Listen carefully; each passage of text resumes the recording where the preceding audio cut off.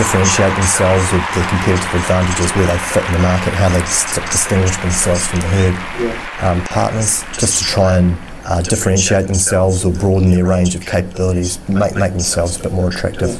Differentiate themselves or their competitive advantages, where they fit in the market, how they distinguish themselves from the herd.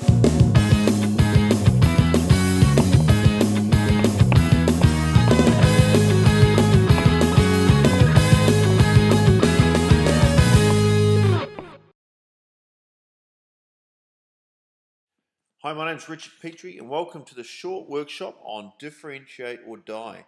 It's specifically a little workshop for how the small recruiter can stand out in the crowd and outmarket your bigger competition, your bigger, better funded competition.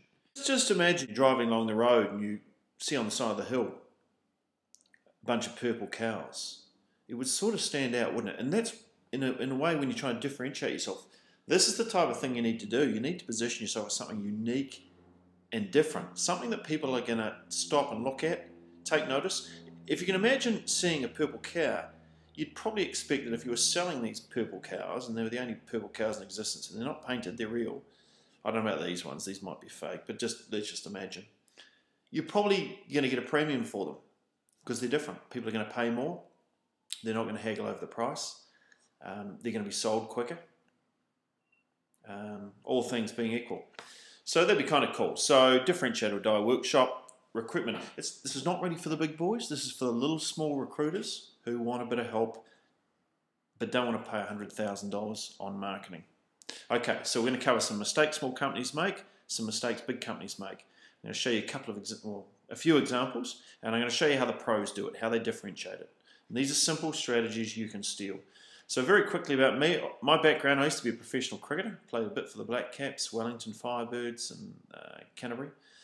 Ended up doing sort of sports psychology for professional sports people, worked with the police hostage negotiators, started up a business sort of in sales and marketing in London on a no results, no pay basis, and worked with probably more than 90 businesses now. Don't always do the no results, no pay now. I don't really need to, but certainly when I started, it was a bit of a refreshing way to stand out. Certainly most of the people I was dealing with in London when I started out, couldn't quite believe someone was coming in and saying, "Don't pay me. If I don't get your results, I don't want to be paid." Because I think it's fair. And I could see the look on their face. They could, they all hired me and all of them paid me. So either they were too embarrassed to ask for their money back, or we did well. No, they did well.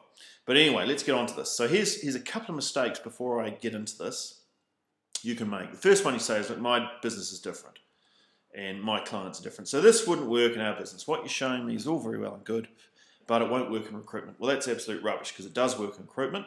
I've got recruitment clients and they do very, very well. Thank you very much.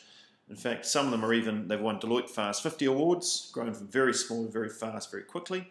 I've got 2 clients who have done that, and others have just made lots of money. So this does work. So breakthroughs come not when you say it won't work in recruitment. Anyone can come up with ways to invalidate ideas, and most people will.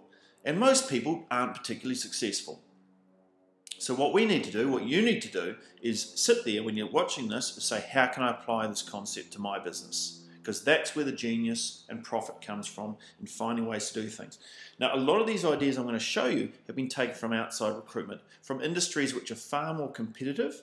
Well, I'm not saying recruitment's not competitive, but they're far more, developed markets. They're far more sophisticated in terms of how they market themselves and how they differentiate themselves. So watch how they do it and ask yourself, how can I apply the same thing? Because if you do it, honestly, recruiters are terrible at this. If you do a half-decent job, even a bad job of doing what I show you here, you will stand out and you will pick up more deals because you will stand out and you will make more money, even if you do it poorly. Big promise, isn't it? But it's true. It's true. Your competition are terrible marketers. Anyway, here's some of the problems with recruitment. A lot of people are being seen as a commodity, or feeling they're being seen as a commodity, feeling a bit of a plain Jane, looking a wee bit the same as everyone else, which means you end up getting squeezed on price. True? Yes. Which means, well, it feels like competition's being increased, which means you can easily be replaced. They can get rid of you and they can replace them with another recruiter down the road pretty easily, which doesn't help your pricing. Now, here's another interesting one. If you have consultants, if you don't have good marketing or good positioning or good advantages that your business offers, then the only real advantage that your client receives, if they are receiving, is the relationship with that individual consultant. And I had a banker, and probably not too dissimilar with a lot of situations with your clients, but I had a banker he was my banker. Now, he left the company he was at, went to another company, and of course we went with him because we had a relationship with him, not his bank. Didn't really matter what his bank was, right? And that's the danger you have. Unless you create some unique value or differentiation with your business, then they can often just leave with the consultant and go to a different company. So the solution is asking yourself this question: why should I choose you over all other options, including the option of doing nothing or including the option of doing it ourselves? Why should I choose you over and above all other options, including the option of doing nothing or doing it ourselves? Now, the answer you come up with here is a statement that suggests or implies a special, unique, and ultimately more valuable advantage for a targeted buyer than all others in your market.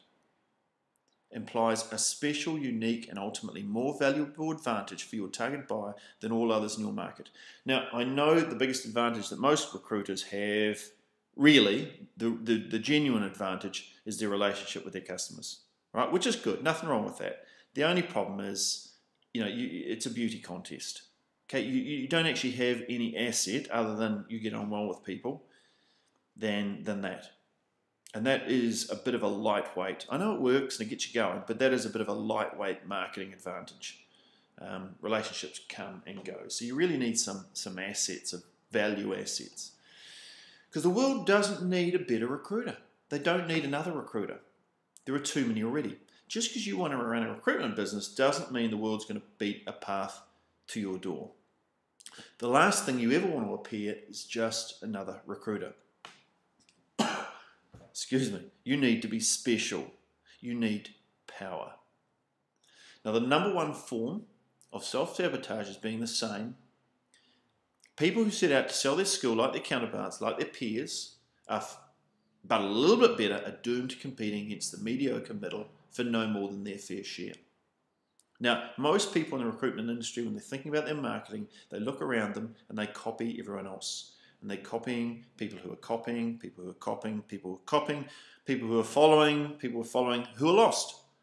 And, in marketing, we call it marketing incest, where it's a marketing incest, where basically everyone's just copying each other. And what you end up doing is earning what others earn, maybe a little bit more, and being treated the same as everyone else, maybe just a little bit better. We're looking for a breakthrough here. We're looking a way to differentiate yourself. So here's some mistakes that people make. Now, you've got 5 seconds. What's wrong with this? This is a real billboard. It was up in Rawini, which is the far north of Auckland. Fruit, vegetables, internet, cheese, smoked fish, TV production. See anything wrong there?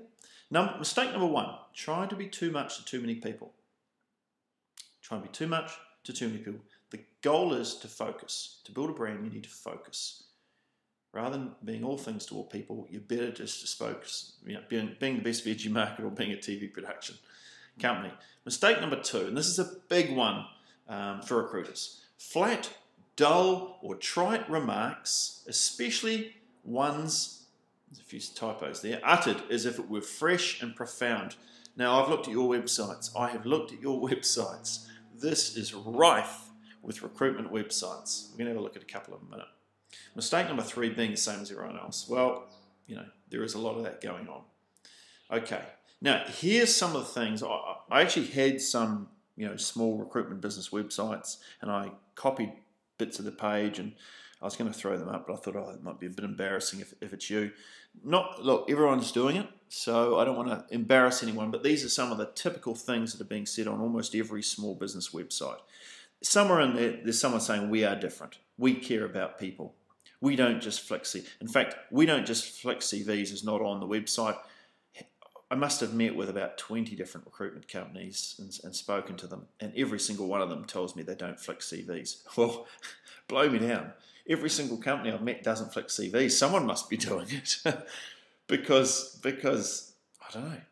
That's what everyone says. So even if you don't flick CVs, the fact is the 4 other people you're in competition with who do flick CVs are saying we don't flick CVs. So when you come along and say that, what do you think, people? I mean, I'm not even hiring people. I don't hire people. I'm just speaking to recruiters. So I'm telling it. They all say we don't flick CVs. So there's no point saying it because no one will believe it.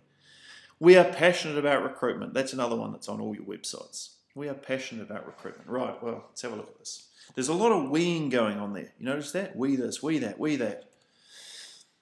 Here's some cut and paste text. I haven't put the brands up, but experience the difference. We are a refreshingly different employment agency committed to matching like-minded clients and candidates and blah, blah, blah, blah. We offer much more than an outstanding service. Company name brings genuine passion and flair to the recruitment process. How dramatic. What's it about? It's about getting it right, working with integrity, delivering the best service. It's about advice, honesty and commitment. It's about partnerships. It's about taking the time to care and doing the best to provide a service. We know it can be stressful and frustrating, expensive. We don't have a magic wand. We don't have the answers. We have passion. We have a mission. We are, it's like a script for, I mean, would you come in and say this stuff when you first meet a client for a first meeting? I don't know. I know some probably would. Some probably would. They're just, a lot of this stuff is just hygiene factors, right? Elements that are expected as part of the process or part of the product, but hardly worthy of mentioning. You don't mention that you're honest and that you've got integrity. I mean, it's assumed you're honest and integrity. You know, it's absent. If you don't have it, you're in trouble.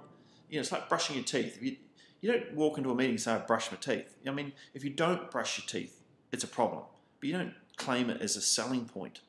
Okay, so have a look at your front page of your website, for example. Are you telling people that you brush your teeth? Blah, blah, blah. We're different. We. You're weeing all over yourself. They don't really care about you. Now, here's some bigger companies.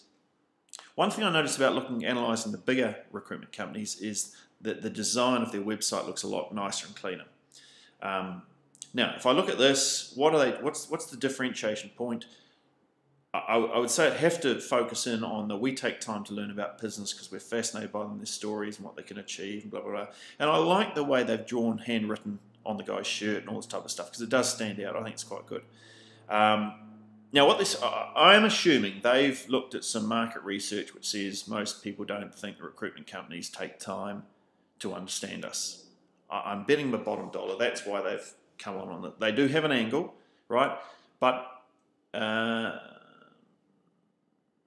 I mean, I think it's probably, my question is, with this position, is how much, whether they back it up other than handwriting on the front page of the website.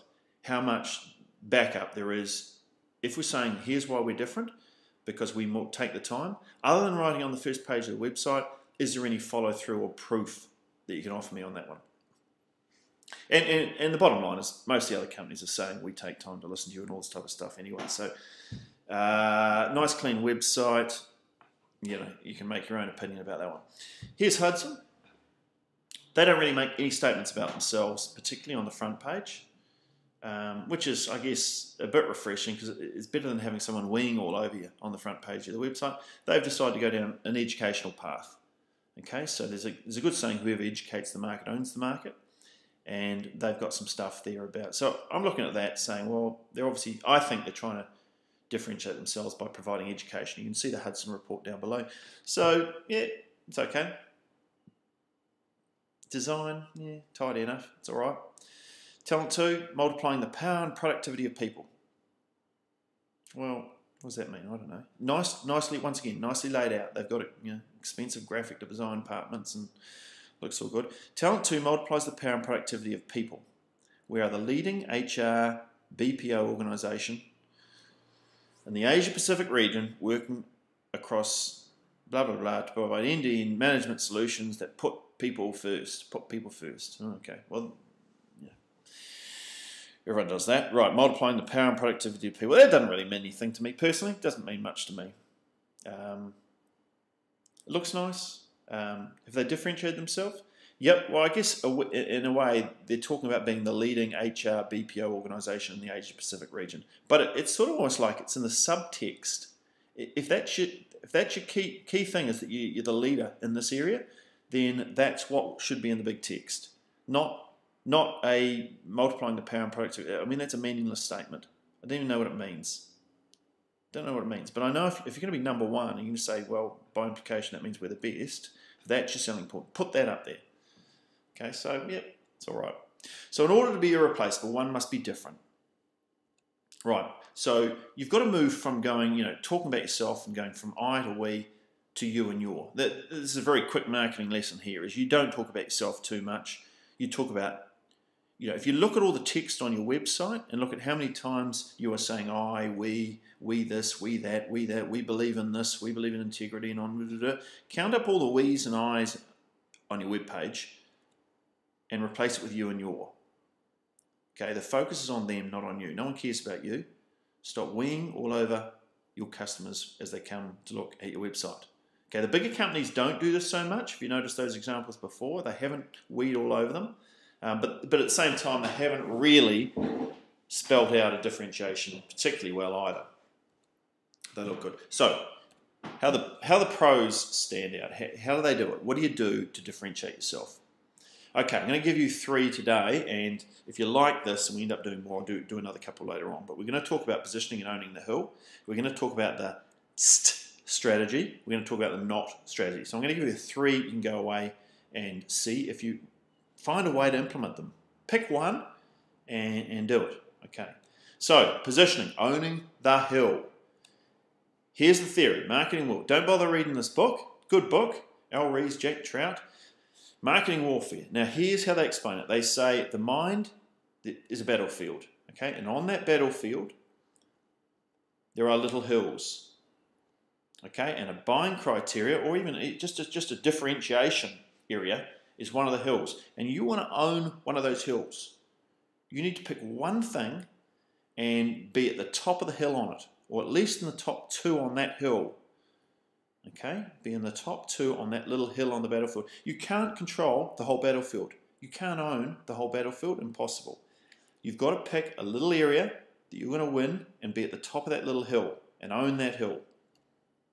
Now, let's I'm just going to show you an example of another industry which is far more sophisticated in their marketing and their positioning than recruitment. Okay, now this is the toothpaste industry. It's been around for longer. It's much more competitive, and it's much bigger, right? So here's a couple of areas they've broken their market down into. One is hygiene, or oral health. The other one's confidence. Another one's white teeth. Okay, now, what companies do is they come along and they try and own one of those little hills. So here's an example. Here's someone coming in trying to own hygiene. Okay, now this is Colgate. Okay, the most advanced toothpaste from Colgate for your superior oral health. And then they back it up. They've got a lady in a lab coat who's surely not a doctor. They've got 47 clinicals. So they've got proof as well as making a big bold claim about what they are. They back it up with proof. Okay, that's what's missing in all your recruit. You're making all these statements about we this and we that and we're brilliant and we've been around for 25 years. But it's not really an advantage to the client too much, and there's no proof behind it. You've got to prove it. So they're doing a great job here of backing it up. So it's all about having a healthy mouth. And they have their oral and dental health resource centre. Brilliant. It's another lady with a lab coat. I mean, she's just an actress, But everything's consistent with their theme of healthcare. Brilliant. Here's another one, close-up. Close-up's more for the younger people. It's about confidence with the opposite sex. It's about it's about confidence, as we saw before. And they even state down here, they talk about Close-up, 1967, a unique brand identity was developed with Close-up positioned as the toothpaste that gives people confidence in those very up-close and personal situations. Okay, so that's the little hill they own. Brilliant. McLean's is about white teeth. They own we are the white teeth people. McLean's whitening. We're the white teeth people. Close-up are the confidence people, and Colgate are the oral health people. McLean's the white teeth people. They own that hill. Each of them owns their own hill. So confidence, hygiene, white teeth. There's just 3 examples of people they just pick out a hill and they own it. And you can make a lot of money by being number one. Because, the market's separated the same sort of way. There's some people who want hygiene, some who want confidence, some who want white teeth. So you can't be all things to all people. Okay, you're best to be number one for your little segment. Right, here's the strategy. Okay, this is a good one. This is a good one. You'd think we're sitting under an airport. I don't know if you can hear that. These airplanes keep flying over. We're going to roll on because this is speed marketing. It's not pretty quick marketing, it's speed marketing. Right, the strategy. Who was the first man to land on the moon? Okay, who was... Oh, that yellow shouldn't be there. That now name the number 2, right? That's supposed to come up later. But don't worry. Who's the first man to come on the moon? Who was the first man to climb Everest? And that was land on the moon, not come on the moon. It's quite different, isn't it? Land on the moon. Who was the first man to climb Everest? Who was the first black man to become president? What's the most published book ever written? Okay, and the first man, Neil Armstrong. Who was the second? Don't know. You might say Buzz Armstrong, so I'm not sure. Probably Buzz. First man to climb Everest. Yep. You might say Sherpa Tenzing. Okay, you might know. Okay, but name number 3. I dare you. Name number 3. First black man. Well, there was only one black man. Okay. Most published book, the Bible. What's number 2? I don't know. Is it the Quran? Maybe. Who knows? What's number 3? No idea. Right. Now, what do you notice there? Number 1 is always 100 times more memorable than number 2 or number 3 or at least 100 times more memorable than number 3. Okay, we might know number 2 because he just got beaten to the top. But this is how buyers think. This is how, not bias, this is how people think.